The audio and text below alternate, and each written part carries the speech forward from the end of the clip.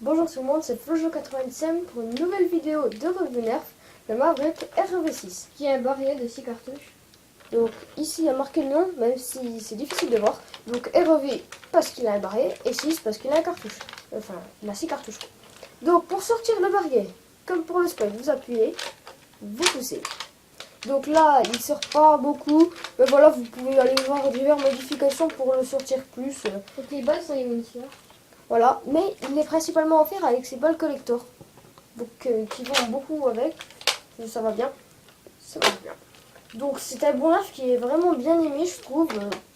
Malgré qu'il est assez petit, c'est un bon pistolet. Comme l'Hyperfire, quand vous appuyez sur la gâchette et qu'il n'est pas chargé, le barillet se met automatiquement. Donc voilà, c'est pas mal quand vous les rechargez. Donc le rechargement à glissière. Ici il y a un rail tactique où l'on peut mettre divers équipements. Comme un viseur laser. Voilà. Donc là il est vachement reculé quand même. Mais bon, tant que ça va, hein. C'est toujours bon. Ouais, strike faire. Voilà, comme ça. Voilà. Juste pour vous montrer comment ça fait. Et ici on peut mettre une sangle. Donc vous allez comprendre l'avantage qui est de mettre la sangle ici. Je sais pas si ça a été fait exprès, mais quand vous en achetez deux, donc je vais pas vous montrer comment ça fait parce que voilà, vous attachez les deux par le bout ici, et quand vous tirez, ça les charge les deux. Donc voilà, c'est pratique, vous me passez la sangle autour de votre cou, vous les amenez vers le bas et ça charge automatiquement. Donc moi je trouve ça rapide pour un chargement rapide pour dire qu'il y en a deux. Donc on va tirer avec les Winsler, nous, pas avec le ball collector, c'est pas la peine, de toute façon c'est pareil. Donc il y a une mire de visée.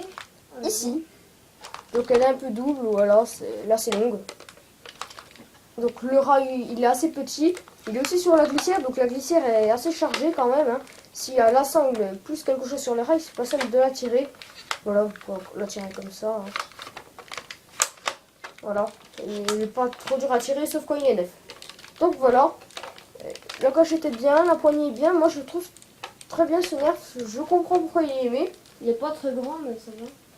Et donc voilà, bon pistolet avant tout, hein, qui ne coûte pas très cher, vers 15 € par là.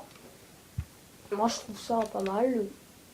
Il va assez loin, il n'y a pas de problème sur la puissance. Donc on va passer au test fire. Il est assez précis.